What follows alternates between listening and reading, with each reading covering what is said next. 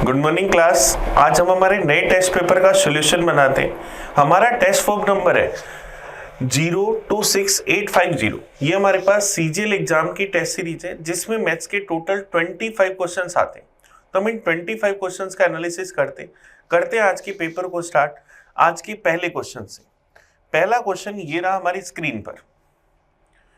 4x² minus 3y² ratio में इसकी value 12:19 है। तो हमें x रेशियो y का मान बताना है। हमें गिवन है 4x² माइनस 3y² रेशियो के अंदर 2x² प्लस 5y²। इसकी वैल्यू है 12:19। क्रॉस मल्टीप्लाई कर दें तो क्या आ जाएगा 76x² माइनस 57y² बराबर 24x² प्लस 60y²। अभी 24x² इधर आती माइनस का तो क्या जाएगा 52x² बराबर 57 इधर आती प्लस का 117y²। तो यहां से x² और y² का रेशियो 117:52 है। 13 से अगर काट दे तो क्या 9/4 है। तो x और y का रेशियो क्या जाएगा 3:2। ये हमारे पास आ जाएगा। तो ऑप्शन सी इसका आंसर। नेक्स्ट क्वेश्चन देखते हैं, question number 52। A boy standing in the middle of the field observed a flying bird in the west at an angle of elevation of 30 degree. After 2 minutes, he observed that the same bird in the east at the angle of elevation of 60 degree.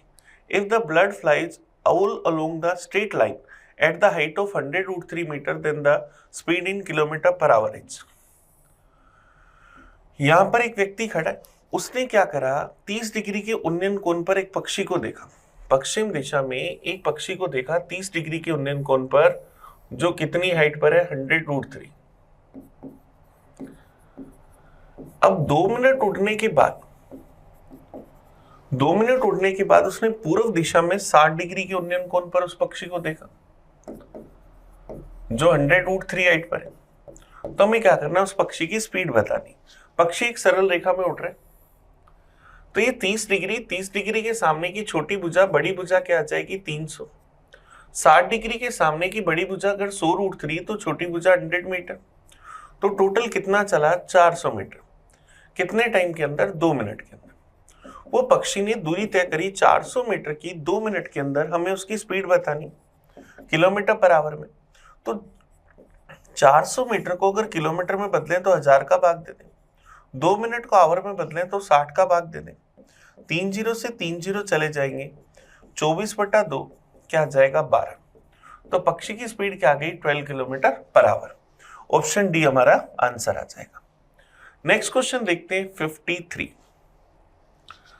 A moving train 66 meter long overtake another 88 meter long train moving in the same direction in 168 minutes. If the 0.168 minutes, ये हमारे पास 0.168 minute है। ये typing mistake है। तो दूसरी train की गति अगर हमारे पास 30 है तो पहली ट्रेन की स्पीड बतानी है कि क्या होगी। टाइम बराबर होता है relative distance upon relative speed. अब हम लोगों को पता है टाइम दे रखा है 0.168 मिनट। सेकंड में बदले तो इंटू कर दो 60 से। एक ट्रेन की लंबाई है 66, दूसरी ट्रेन की लंबाई है 88। तो दोनों का अगर टोटल करें तो क्या आ जाएगा 154 मीटर। दोनों सेम डायरेक्शन में जा रही है। एक की स्पीड x, दूसरे की स्पीड 30 मीटर पर सेकंड में बदलना है। गुना कर दें 5/18 से। यहां से इसको सोल्व करिए। पॉइंट हटाऊं तो बट्टा में 1000 आ जाएगा। 0 से 0 चला जाएगा। 6 से मेरे पास चला जाएगा 3 बार। 5 से अगर मैं इसको काटूं तो ये चला जाएगा 20 टाइम्स। तो मेरे पास यहां से क्या आ जाएगा x माइनस 30 की वैल्यू 154 इंटू 3 इंटू 20 अपॉन में 168। 3 से गया एक बार, 3 से गया 5 से 15 बच जाएगा। एक चला जाएगा 6 बार 56। फिर यहां से अगर अपन इसको काटें तो मेरे पास 7 से चला गया 8 बार। 7 से अगर मैं इसको काटूं तो क्या आ जाएगा 7 दूनी 14, फिर चला जाएगा 22 बार।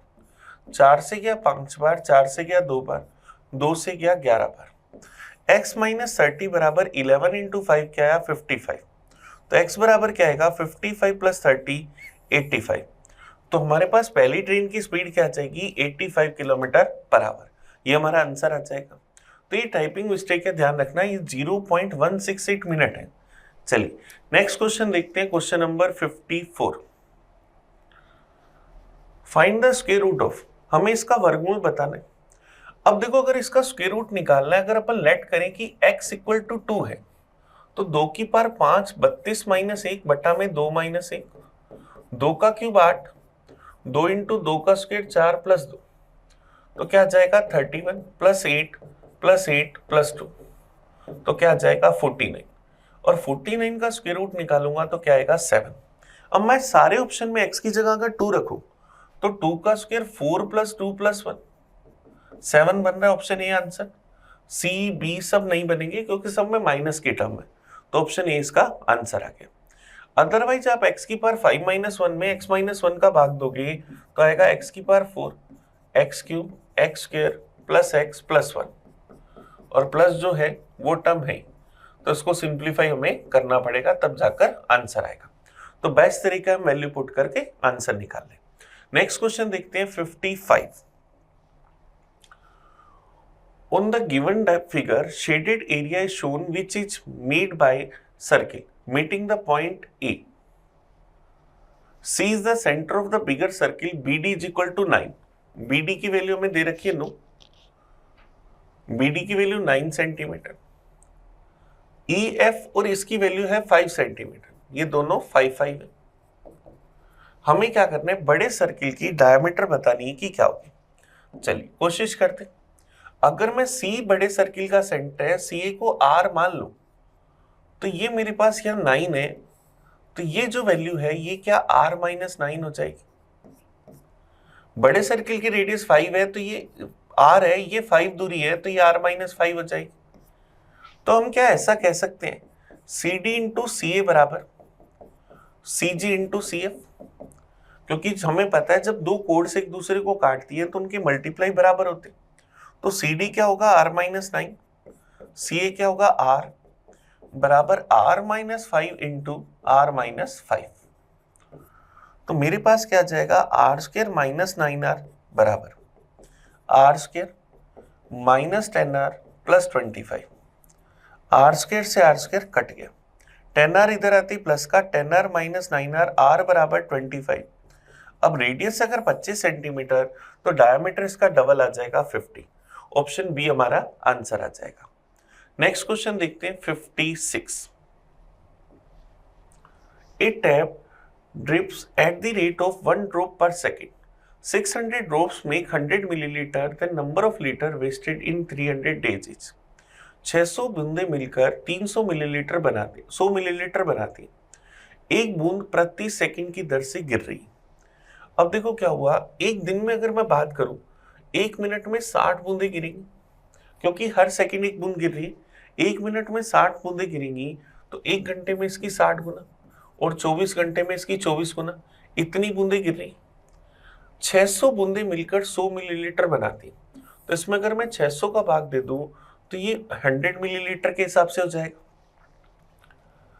अब मेरे पास यहाँ 600 का भाग दिया तो 2 जीरो से 2 जीरो कट गए, 6 से 6 कट गया, तो मेरे पास क्या आया, 24 इंटू 6 144 इंटू क्या आ जाएगा 100 मिलीलीटर पर डे। इतना पानी यहाँ से निकल रहा है। हमें 300 दिन में बताना है कितना पानी वेस्ट किया, तो एक दिन का पानी इतने मिलीलीटर है, तो 303 का 300 गुना, लेकिन इस मिलीलीटर को अगर लीटर में बदलें तो 1000 का भाग देते, तो 3 जीरो से 3 जीरो हम काट देंगे, तो 144 को 30 से मल्टीप्लाई करेंगे, तो मेरे पास क्या आ जाएगा 4320, 4320 लीटर। तो पूरे 300 दिन में 4320 लीटर पानी वेस्ट किया, ये हमारा आंसर आ जाएगा।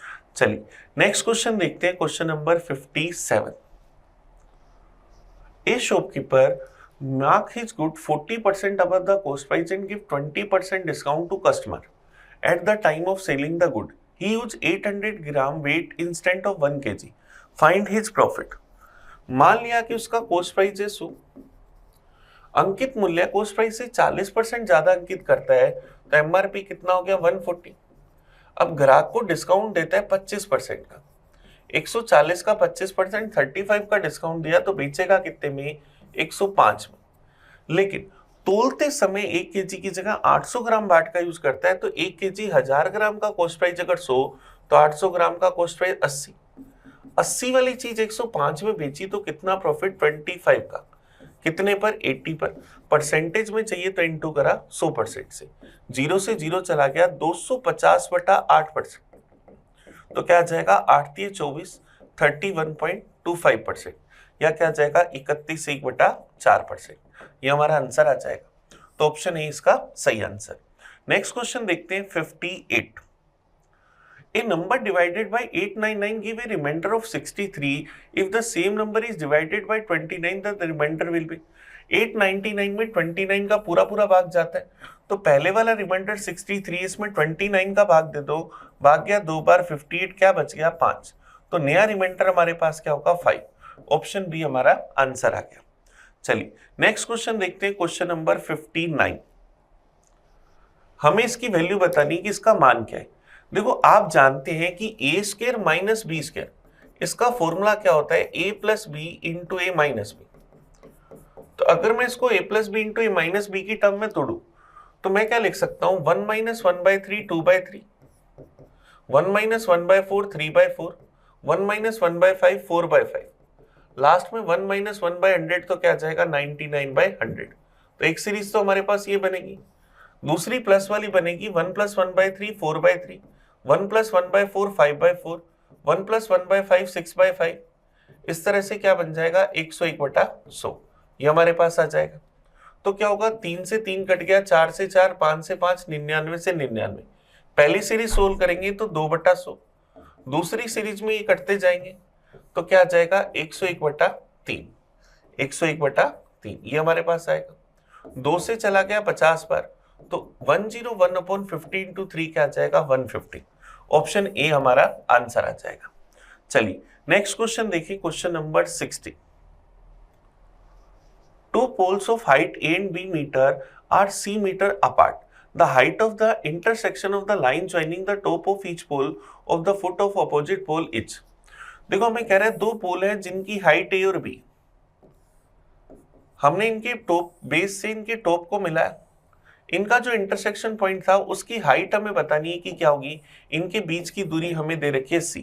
अब हमें पता है, अगर इनकी हाइट हमें पता है तो इसका फॉर्मूला होता है a इंटू बी अपॉन में a प्लस बी।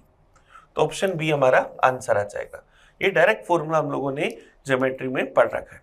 चलिए नेक्स्ट क्वेश्चन देखते हैं, question number 61। The price of diesel is increased by 26%. A person want to increase the expenditure by 15% only. What is the percentage correction of 1 decimal place to decrease his consumption? अब देखो price अगर बढ़ गया 26% तो 100 रुपए में जो diesel आता था वो अब 126 रुपए का आएगा, लेकिन हमें हमारा एक्सपेंडिचर सिर्फ 15% बढ़ाना है। इसका अलावा हम कितना खर्च कर सकते हैं? 115। आज खर्च हो रहा है 126, कर सकते हैं 115। कितना खर्च कम करना है? 11। किससे? 126 से। परसेंटेज में चाहिए इंटू करा 100% से। तो यहां से अगर अपन इसको सोल्व कर ले तो क्या आ जाएगा? 1100/126%। 1100 में अगर अपन 126 का भाग देंगे तो मेरे पास चला जाएगा लगभग 8 पॉइंट समथिंग बार, तो 8.7 इसका आंसर आ जाएगा। क्योंकि 125 इंटू 8 क्या होता है? 1000, तो ये क्या आएगा? 1008। उसके बाद बच जाएगा 92, मैं लिखूंगा 920, फिर चला जाएगा 7 बार, तो 8.7% ये आंसर आ गया। नेक्स्ट क्वेश्चन देखते हैं 62। देखो 62 DI का क्वेश्चन हमें क्या कर रहा है? Study the flowing graph carefully and answer the question based on it. Production of 3 different type of tyre by company over the years. 3 अलग अलग कंपनियों ने जो टायर्स का प्रोडक्शन करती है ओवर ईयर्स में हमें दिखा रखा है, और ये भी टायर बनाए गए लाखों में। What is the percentage drop in the number of C-type tyre manufacturing from 2012 to 2013? 2012 में C टाइप के टायर थे 25, 2013 के अंदर कितने हैं? 25। तो कोई डिक्रीज नहीं हुआ, जितने 2012 में थे उतने ही 2013 में, तो कोई गिरावट दर्ज नहीं की गई। तो आंसर क्या आ जाएगा? None of these. चलिए नेक्स्ट क्वेश्चन देखें 63। What was the difference between the number of B-type tires manufacturing in 2013 and 14? 2013 में B टाइप के टायर 30 थे, 2014 के अंदर 35 थे। दोनों में डिफरेंस कितना? 5, और लाखों में बात करें तो 5 लाख। ऑप्शन सी हमारा आंसर आ गया। नेक्स्ट क्वेश्चन देखते हैं 64। The total number of all the 3 type of tyre manufacture was list in which of the flowing year. सबसे कम बताना है कि कौन सी ईयर में रही। तो अगर इस डाटा को देखें तो या तो 2011 लग रहा है या 2015 लग रहा है। 2011 का अगर अपन टोटल करें तो क्या बनता है 75। 2015 का अगर टोटल करें तो क्या बन रहा है 70। तो सबसे कम किस में रहे 2015 में। ऑप्शन बी हमारा आंसर आ गया, बाकी सब में वैल्यू ज्यादा ज्यादा है। चलिए नेक्स्ट क्वेश्चन देखते हैं, question number 65। In which of the following year was the percentage production of B type tire to C type tire is maximum। हमें बताना है निम्नलिखित में से किस वर्ष में बी प्रकार के टायरों का उत्पादन सी प्रकार के टायरों के उत्पादन की तुलना में सर्वाधिक था। अब देखो यहां नहीं था, यहां 25 से 30 था, मतलब 5 ज्यादा था 25 से, तो 1/5 20% ज्यादा था। यहां भी मेरे पास सेम यही कहानी थी, यहाँ 35 था 25 के कंपैरिजन में, तो 2014 में ज्यादा था, 2014 में सर्वाधिक था। ये हमारे पास आ गया क्योंकि 10 लाख का डिफरेंस है। चलिए नेक्स्ट क्वेश्चन देखते हैं 66। A ship is moving at the speed of 30 kilometre per hour to know the depth of the ocean. It sends a radio wave which travel at the speed of 200 meter per second. The ship receives the signal after which he move 500 meter. The depth of ocean is। अब देखो जहाज जब 500 metre चला तब जाकर उसे वो signal मिला। जहाज की स्पीड है 30 किलोमीटर प्रति घंटा, तो 500 मीटर की दूरी तय करने में उसे कितना टाइम लगा होगा। डिस्टेंस अपॉन स्पीड, 500 मीटर का मतलब 1/2, स्पीड कितनी है 30, तो क्या जाएगा 1/60 घंटे, या मैं क्या कह सकता हूं 1 मिनट। आवर्स को मिनट में बदलू तो 1 मिनट। अब 200 मीटर पर सेकंड की स्पीड से हमने रेडियो वेव छोड़ी, तो उसने कितनी डिस्टेंस ट्रेवल करी, स्पीड इनटू टाइम। स्पीड है 200 मीटर पर सेकंड और 1 मिनट का मतलब 60 सेकंड, तो उसने कितनी दूरी तय करी 12,000 मीटर। तो वो रेडियो वेव समुद्र में गई होगी और वापस आई होगी। आने और जाने की टोटल डिस्टेंस 12,000 मीटर या 12 किलोमीटर, तो मेरे पास जो इसकी गहराई है वो सिर्फ इसके आधी होगी, तो क्या आ जाएगा 12/2 6 किलोमीटर। तो आंसर क्या आ जाएगा ऑप्शन ए, समुद्र की गहराई क्या है 6 किलोमीटर। नेक्स्ट क्वेश्चन देखते हैं 67। Two pipe A and B can fill a tank separately in 12 minute and 15 minute respectively. A इसको 12 मिनट में भर सकता है, बी इसको 15 मिनट में भर सकता है, और सी इसको 6 मिनट में खाली कर सकता है। हमें सबसे पहले टोटल वर्क निकाले तो क्या आया 60। ए की एफिशिएंसी 5, बी की एफिशिएंसी 4 और सी की एफिशिएंसी -10। ए और बी को हमने स्टार्टिंग में 5 मिनट के लिए ओपन करा और फिर हमने सी को भी ओपन कर दी, तो हमें बताना है कितने टाइम में जो टैंक है वो खाली हो जाएगा। चलिए तो दोनों मिलकर 5 मिनट काम करें, हर मिनट 9 मटके भरते हैं, तो 5 मिनट में कितने मटके भर देंगे 45। अब जब सी आ गया तो टैंकी में 45 मटके थे। अब ये तीनों मिलकर क्या करेंगे, एक मटका खाली करेंगे, तो ये 45 मटके खाली करने में कितना टाइम लेंगे 45/-1 45 मिनट। माइनस किसको दिखा रहा है, खाली करने को, एम्प्टी करने को, तो ये इसको 45 मिनट में खाली कर देते हैं। ऑप्शन डी हमारा आंसर आ गया। नेक्स्ट क्वेश्चन देखते हैं 68। Sine A minus sine B upon में cos A plus cos B plus cos A minus cos B upon में sine A minus plus sine B, इसकी वैल्यू बतानी। अगर मैं इसका एलसीएम ले लूं तो क्या आएगा sign A plus sine B into में cos A plus cos B. जब ऊपर गुना करूंगा तो sine A minus sine B into sine A plus sine B, क्या साइन स्क्वायर ए माइनस में साइन स्क्वायर बी, और कोस वाली टर्म को गुना करूंगा तो cos square A minus cos square B. अब sine square A plus cos square A क्या होगा 1, sine square B minus cos square B 1, 1 - 1 0, 0 में किसी का भी डिवाइड करो आंसर क्या आएगा 0। तो ऑप्शन ए हमारा आंसर आ गया। नेक्स्ट क्वेश्चन देखते हैं 69। हमें इसकी वैल्यू बतानी। tan 60 डिग्री होता है √3, तो √3 की पावर 4 माइनस में tan 90 डिग्री 1 होता है 1 की पावर 4 माइनस में 2 इंटू tan स्क्वायर 45 डिग्री 1 का स्क्वायर माइनस में 3 cos 0 डिग्री 0 डिग्री पर होता है 1, इसका स्क्वायर। चलिए इसको सोल्व कर लेते हैं। √3 की पावर 4 तो क्या आ जाएगा 3 का स्क्वायर 9 - 1 इंटू के अंदर माइनस में 2 इंटू -2 का स्क्वायर क्या आएगा 4, 9 माइनस 1 8 माइनस 8, आंसर क्या गया 0। तो ऑप्शन ए हमारा आंसर आ गया। नेक्स्ट क्वेश्चन देखते हैं, question number 70। A sphere is inscribed in a cubical box such that the sphere is tangent to all 6 faces of the box। अगर मैं एक गल लूं और उसके अंदर एक गोला बना दूं, गोला अगर इसकी सारी भुजाओं को टच कर रहा है तो मेरे पास क्या होगा, गन की भुजा अगर ए है तो मेरे पास इस स्फीयर की डायमीटर भी ए होगी, तो रेडियस कितनी होगी a/2। रेडियस कितनी होगी a/2। तो हमें क्या करना है, रेशियो बताना है वॉल्यूम का, क्यूब का और स्फीयर का।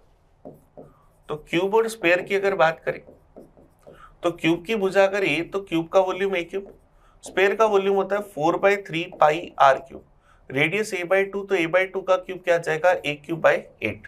तो a क्यूब से a क्यूब कट जाएगा, 4 से गया 2 बार, तो क्या गया 1:π/6, या 6 से गुना कर दो तो 6:π।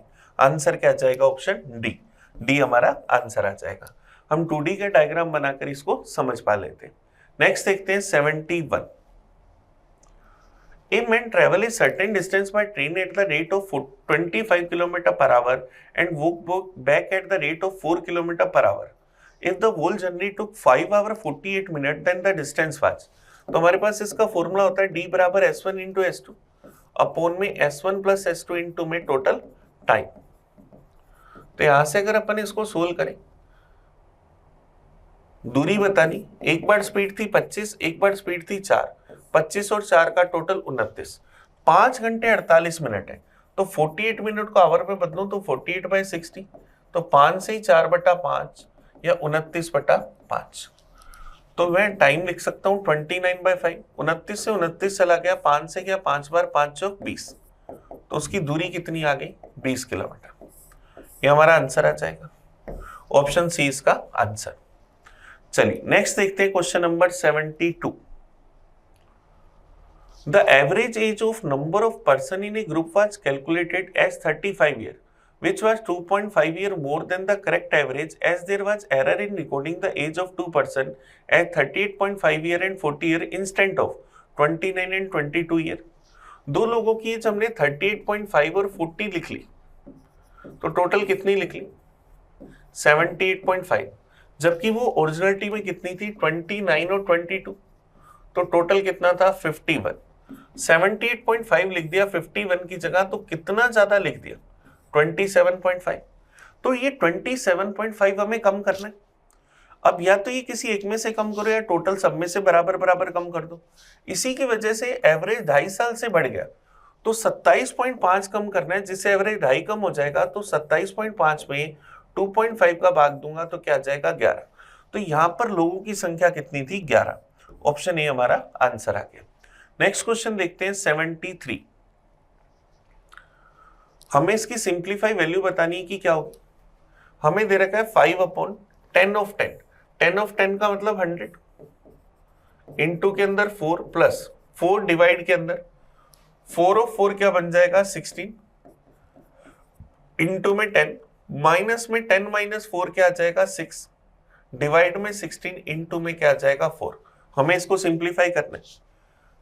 5 चौक 20 से गया 100, तो 1/5, 4 से चला गया 4 बार, 10/4 या 5/2, माइनस में 4 से चला गया 4 बार, माइनस में 3/2, तो 1/5 प्लस 5 माइनस 3 क्या आ जाएगा 2/2, 1, तो 1 से 1/5 या 1.2।